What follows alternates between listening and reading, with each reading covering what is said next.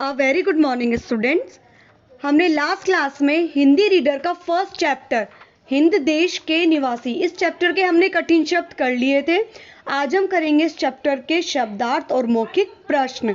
इस चैप्टर को स्टार्ट करने से पहले मैं आपको इस चैप्टर के बारे में कुछ बताऊंगी। इस चैप्टर में कविता में कवि ने भारत देश की जो विशेषता है, अनेकता में एकता, उसके बारे में हमें बताया है।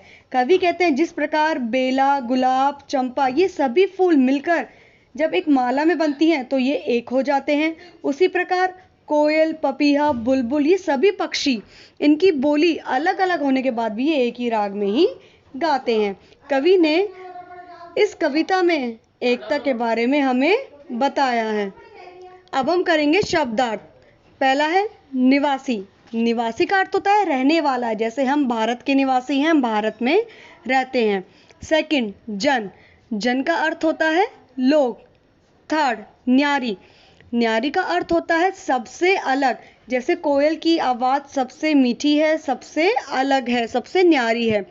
फोर, तराना। तराना का अर्थ होता है गीत, जैसे सभी पक्षी गीत गाते हैं। राग। राग का अर्थ होता है विशिष्ट गान, जैसे भैरव, पंचम आदि। राग का अर्थ होता है कि सभी पक्षियों की बोली होने के अलग अलग होने के बावजूद भी वो एक ही राग में गाते हैं, एक ही सुर में गाते हैं। ओके स्टूडेंट्स, अब हम करेंगे इसके मौखिक प्रश्न। फर्स्ट है, हिंद देश के निवासियों की अनेकता कैसे दिखाई देती है। आपसे इसमें पूछा गया है कि जो हिंद देश के जो निवासी हैं, जो लोग हैं, उनकी आपको अनेकता कैसे दिखाई देती है। इसका आंसर है, हिंद देश में विभिन्न रंग, रूप, वेशभूषा तथा धर्मों के लोग रहते हैं। इस प्रकार हिंद देश के निवासियों में अनेकता दिखाई देती है। सेकंड, किस देश को हिंद कहा गया है, उसके अन्य नाम भी बताइए। किस देश को हिंद कहा गया है और उसके आपको नाम भी बताने के उसके क्या क्या नाम है। भारत देश को हिंद कहा गया है।